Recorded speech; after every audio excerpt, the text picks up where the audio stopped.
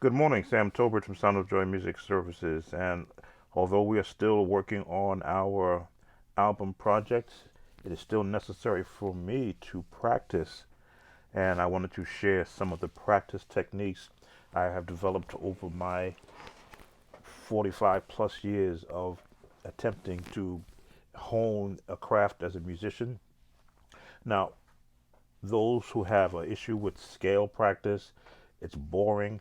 I've always found a way to make scale practice not necessarily boring, but like an exercise, like a runner might run 5 miles one day, the next day they may run 10 miles just to see the test their endurance, test their speed. I use scale practice to help um, strengthen my fingers, number one, tone my hearing of notes in the correct place, and then to strengthen uh, the speed in which I can get to a note. Missed one there, but you see, I can aim my hand and get that note. If you watched a lot of my playing, you wonder how can he play a chord and then find the note, because I've practiced that.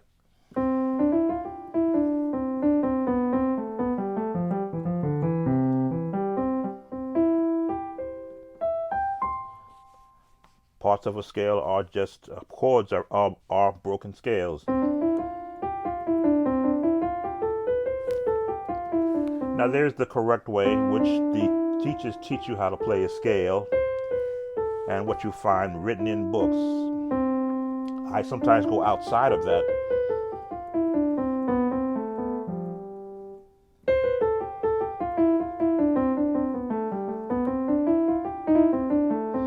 to be able to get a desired sound. But this is about speed and accuracy. Middle C is usually where I always start my scale practice. The correct way first. I do a nice even tempo first, just to make sure that my hands are comfortable. What I generally do is I'll do go up a next scale, miss that one, go to the next one, next one,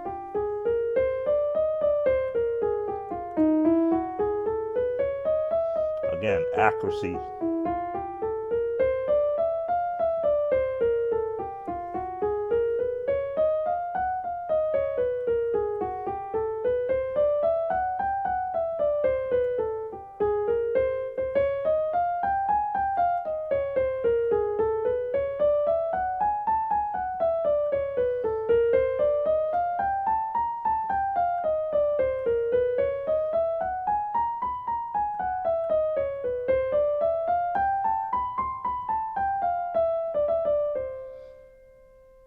And back to where I started. Now this helps me to hear each of the notes, limber up my hands so that I can feel comfortable. So if I wanted to do,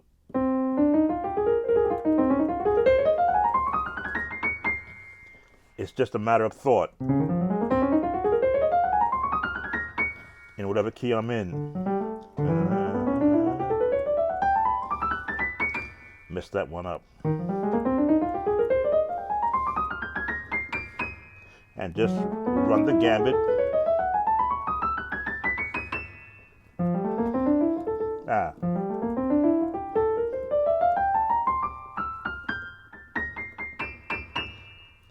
but you get the idea. The thumb plays such a part in getting to that next note. There we go. Running out of notes. Ah, we'll stop there. B flat. And running out of notes. A, B rather. Right, right. And back to C.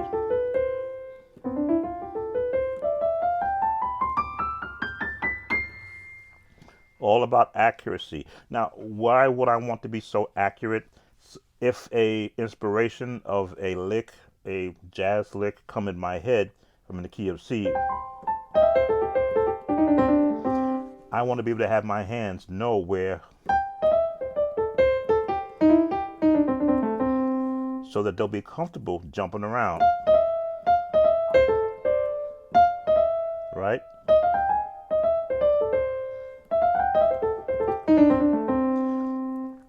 And I can gauge how much how far that I want to go. If I wanted to do, you see,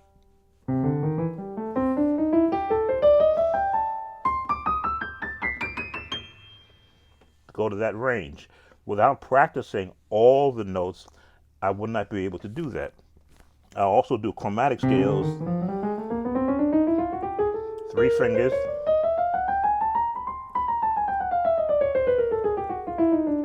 I'll slow that down.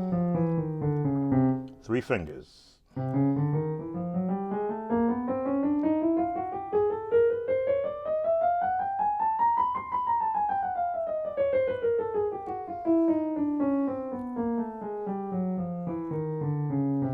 Now you say, why these 3 fingers? Well, they're the most active fingers.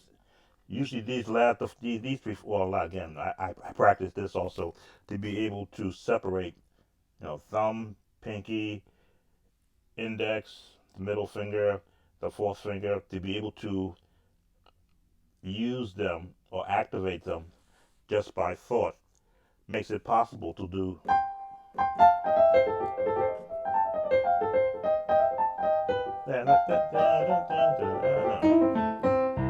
They all have to work in conjunction with it. Now, you see, I left my left hand out purposely because the left hand also has to be able to do the same thing.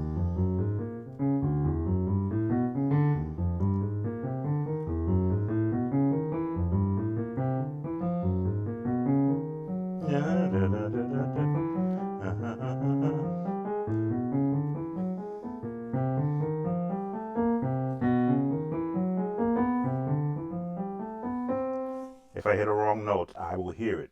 So, chromatically also.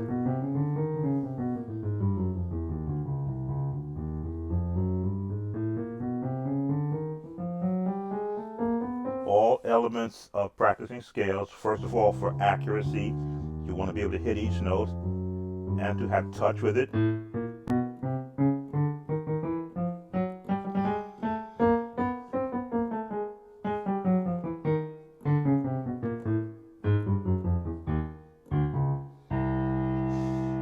Syncopation with both hands.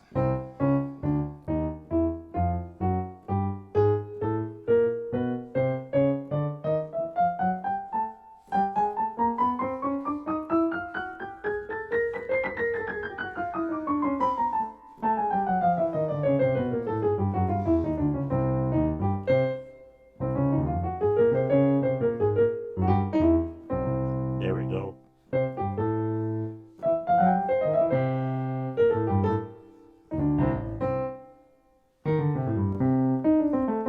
I would practice, can I do this in the right hand, and I'll mimic that in my left, which is a little bit hard.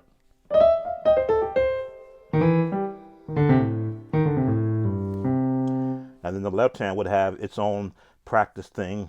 Let me see. Well, Peter Gunn.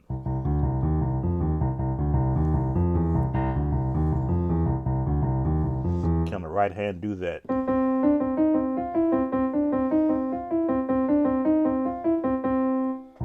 Let me see. What I used to do in the left hand.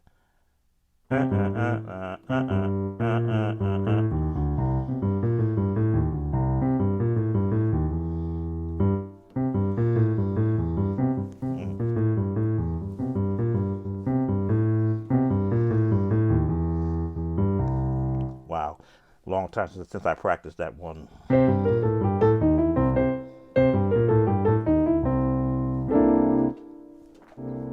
And finish finish off with an actual chord. But these are the things that I would practice for at least 10 to 15 minutes before I really got into playing, because when you especially when you haven't picked up you haven't played in a while, you've got to be able to call it up when you need it. Da, da, da, da. A run and follow the chord, but then change key.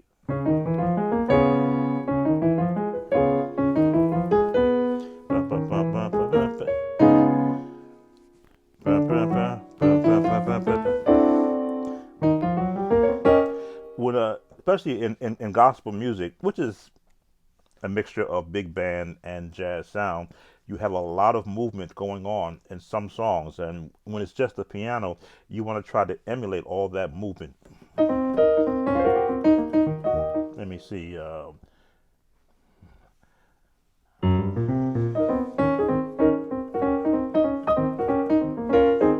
Do that in C, since we got C in our chordy.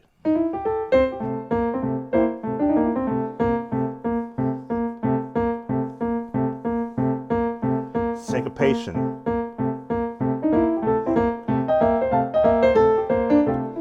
You slow it down.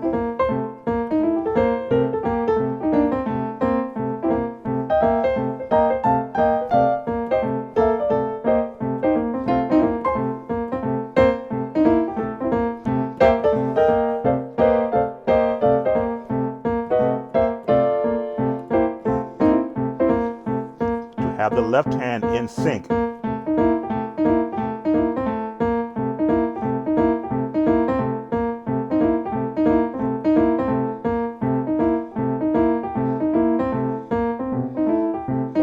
You got to change key.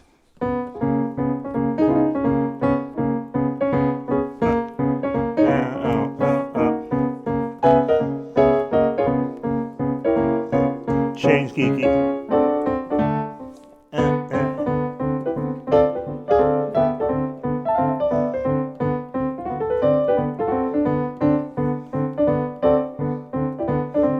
Change key.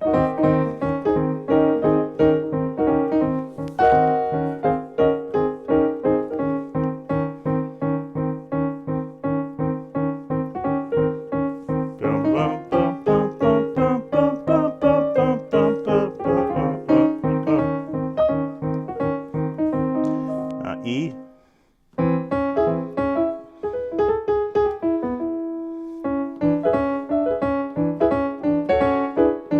Nobody likes playing in E, but if you practice the scale in E with both hands,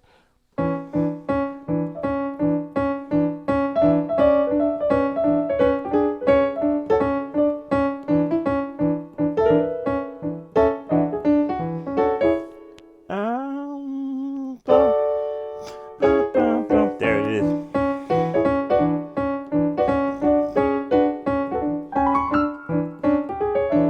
Of course, everybody knows F. Now I'm getting too high on my left hand, because I've always said when you encroach upon above middle C with your left hand, you're in no man's land. You really should be down a little bit lower.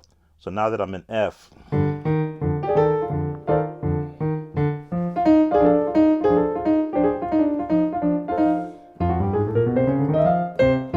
it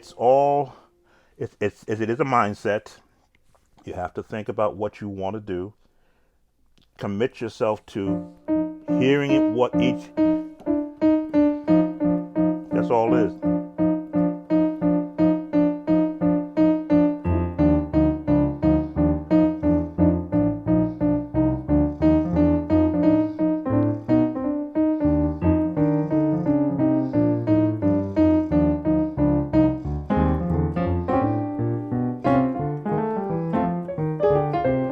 Jazz.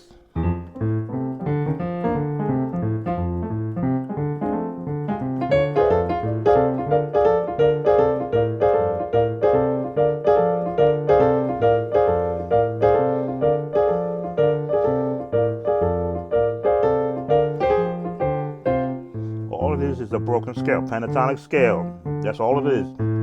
But your hands have to be able to move Your brain has to be able to separate the left hand from the right hand, or mundane, yes, break it up.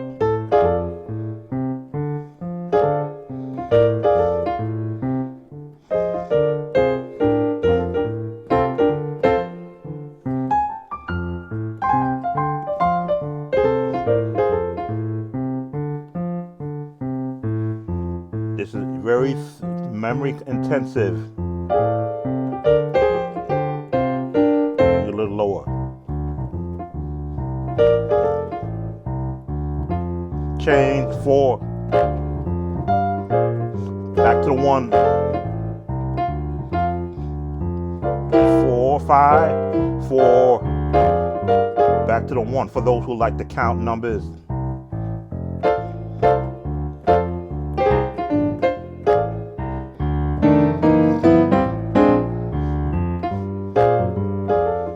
Back to the 1. 4, 5, 1, or 5 rather, 4, and 1.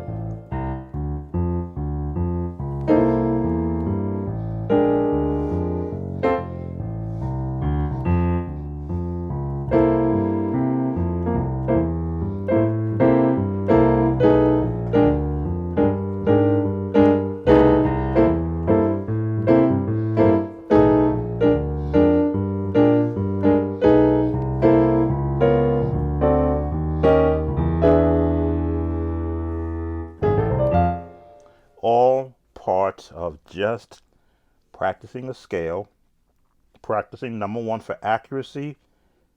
Make sure you're hitting the correct notes, you're landing on them correctly. Then for speed, to make sure that you can get to where you want to get to as fast as you want to, practicing with both hands.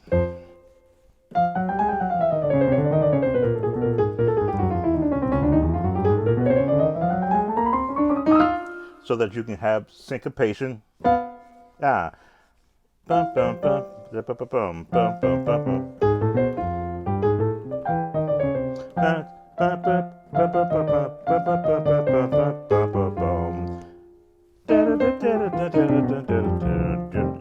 You practice that a lot. There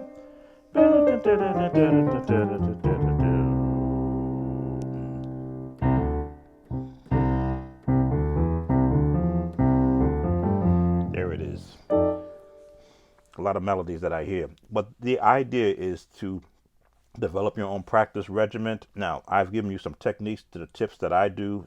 I use middle C, but I don't just stop there. I go to all the keys. And I've done mainly your major scale. I even touched on the harmonic minor scale. The harmonic minor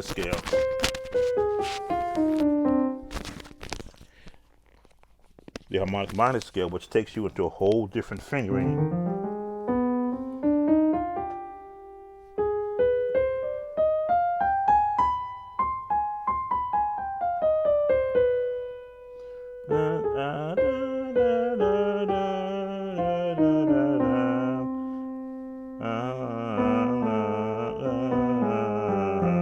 I have to hear the notes in my head. Which helps you now find chords.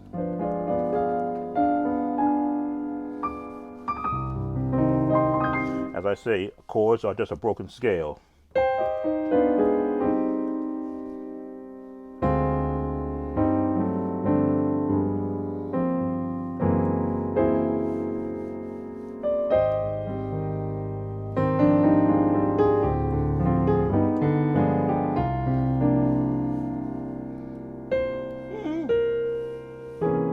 There it is.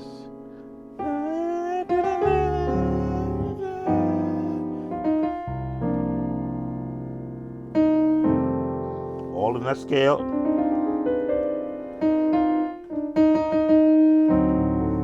Still in the scale.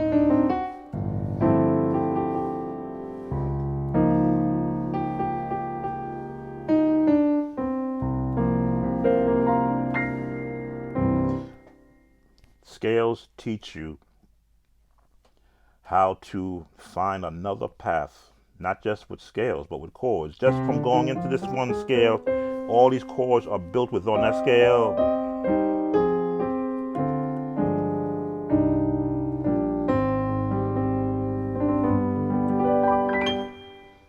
Arpeggios are, again, broken scales. I came out of it, back into it.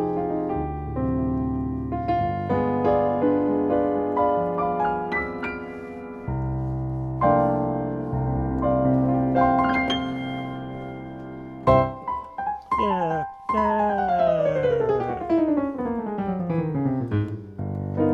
Do I have a classical side? A desired classical side. Never trained in classical music, but I love listening to it and the actual nuances of how they take an element of a scale and develop a whole different sound.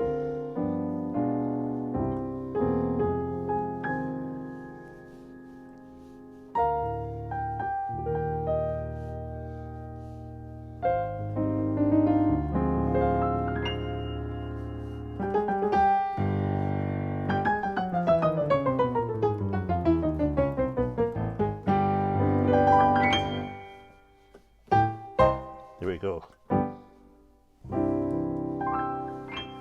All right, I'm going to stop right there. As I say, this is my warm up for this morning. I wanted to share the techniques that I use to help me get a better understanding of music. Now, there's a lot of things that I haven't used, a lot of jazz scales.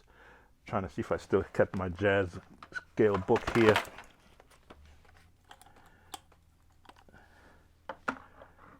Um, excuse me, got my lighting up here, and I don't have it secured properly. It's in the way of all my books. I think I do have a jazz scale book here that I did pull out once, but I think I may have put that back. But there are so many scales that are available to you just so that you can hear how they fit.